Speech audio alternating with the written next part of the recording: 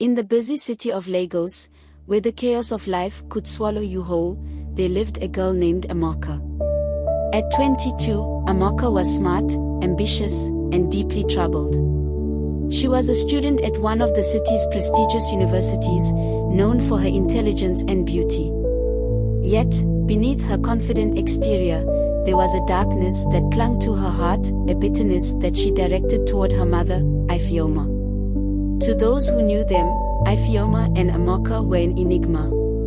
Ifeoma was a successful woman, a self-made entrepreneur who had built a thriving catering business from the ground up. She was the epitome of strength and resilience, a widow who had raised her daughter alone after her husband passed away when Amaka was just 5. Ifeoma's food was beloved across Lagos, from the busy streets of Ikeja to the upscale neighborhoods of Lekki. But despite her success, her relationship with her daughter was anything but smooth. Amaka and Ifeoma lived in a comfortable home in Surulere, a home that was well furnished and always filled with the aroma of delicious meals. But to Amaka, the house was a place of suffocation. The walls, painted in warm colors, seemed to close in on her, and the constant reminders of her mother's presence, her framed awards, her work materials scattered on the dining table, only deepened the resentment she felt. Their relationship was strained, to say the least. Ifeoma was a strict mother, one who believed in discipline and hard work, often pushing Amaka to be the best in everything she did. Growing up, Amaka was always expected to excel, to bring home the highest grades, to participate in every extracurricular activity, and to never settle for anything less than perfection. Ifeoma's expectations were suffocating, and as Amaka grew older, the pressure began to take its toll. By the time Amaka reached her final year of university, the tension between her and her mother was palpable. They rarely spoke beyond what was necessary, and when they did, their conversations were often curt and laced with underlying resentment. Ifeoma was always busy with her catering business, which had grown significantly over the years, and Amaka spent most of her time either at school or locked in her room, drowning in her studies or escaping into the virtual world of social media. But beneath her cold demeanor, Amaka harbored a deep-seated anger toward her mother, an anger that she kept hidden, even from herself. It was an anger that festered with each passing day, fed by memories of her childhood, by the feeling of never being good enough, and by a secret she had buried deep within her heart. One Friday evening, after a long day of lectures, Amaka returned home to find her mother in the kitchen, preparing food for a large order. Ifeoma was in her element, chopping vegetables with precision, her face set in a focused expression.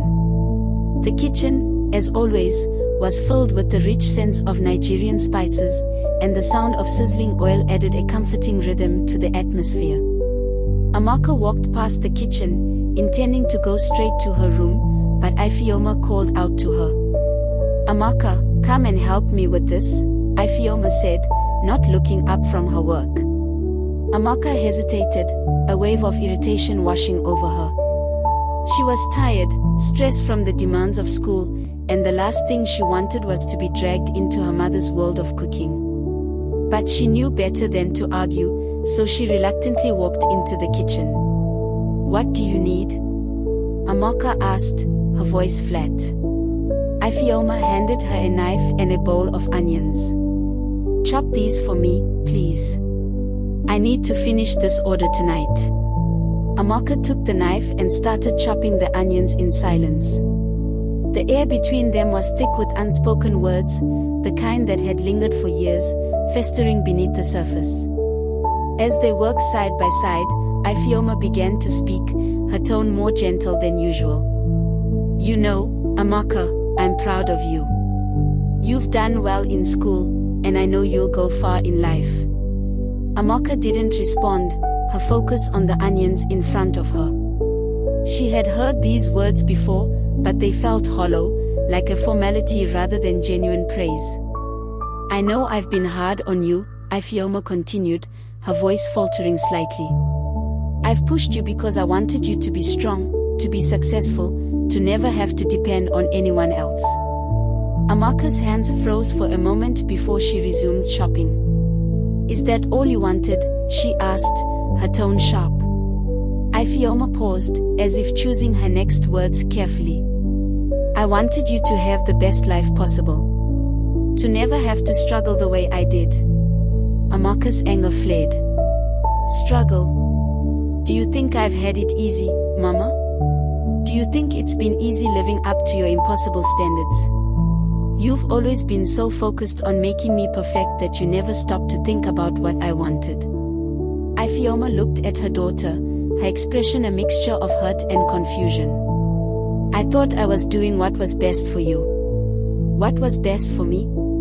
Amaka repeated, her voice rising. "You don't know what's best for me because you've never bothered to ask. You've been too busy running your business, too busy being that strong woman that everyone admires, to see what's really going on." Ifeoma's eyes widened in shock. "Amaka, what are you talking about? I've always provided for you, always made sure you had everything you needed. Everything I needed." Amaka's voice cracked with emotion. "You never gave me what I needed most, Mama. You were never there when I needed you, never there to listen to me, to understand me." The words hung in the air, heavy and raw, as Ifeoma stared at her daughter in stunned silence. For the first time, she saw the pain in Amaka's eyes, a pain that she had never truly acknowledged. "What did I do, Amaka?" Ifeoma whispered, her voice trembling. "What did I do to make you hate me so much?" Amaka's chest tightened, her anger boiling over. "You want to know? Fine, I'll tell you." She threw down the knife and turned to face her mother, her eyes blazing with years of pent-up rage. "You pushed me so hard to be perfect because you couldn't deal with your own failures. You made me your project, your way of proving that you weren't a failure as a mother or as a wife." Ifeoma flinched as if she had been slapped. "Amaka, that's not true, isn't it?" Amaka cut her off.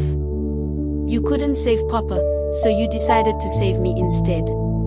You forced me to live the life you wanted, to meet your impossible expectations, and you never once stopped to think about how I felt." Tears welled up in Ifeoma's eyes as she struggled to find her voice. "I loved your father, Amaka. I did everything I could to keep him with us, but he was sick, and there was nothing I could do. And that's why you threw yourself into your business, isn't it?" Amaka accused. "You couldn't save him, so you buried yourself in work, pretending like everything was fine while I was left to deal with my grief alone." Ifeoma's tears spilled over as she shook her head. "I thought I was doing what was best for us, Amaka. I thought if I could just keep going, if I could just make enough money, we would be okay. But we weren't okay." Amaka shouted, her voice cracking with emotion. "We weren't okay, and you never saw that. I was just a child, and you left me to deal with losing Papa on my own while you became the successful businesswoman everyone admires." The room fell into a heavy silence as the weight of Amaka's words settled over them. Ifeoma's tears flowed freely now, her face crumpling under the realization of how deeply she had hurt her daughter.